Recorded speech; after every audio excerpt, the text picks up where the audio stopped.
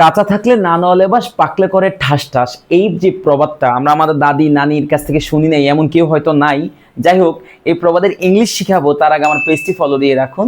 এইটার ইংলিশটা হচ্ছে strike the iron while it is hot, মানে কাঁচা থাকলে না নেওয়া লেবাস, পাকলে করে ঠাস ঠাস।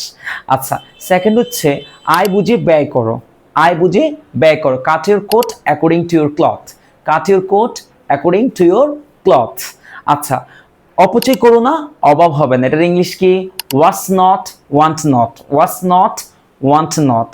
আবার আমি যদি বলি হচ্ছে যে খালি কলস বাজে বেশি, এটার ইংলিশ কি হবে? An empty vessel sounds much. An empty vessel sounds much. অতি লোভে তাঁতি নষ্ট, এটার ইংলিশ কি? গ্রিড কামস বিফোর ফল। গ্রিড কামস বিফোর ফল।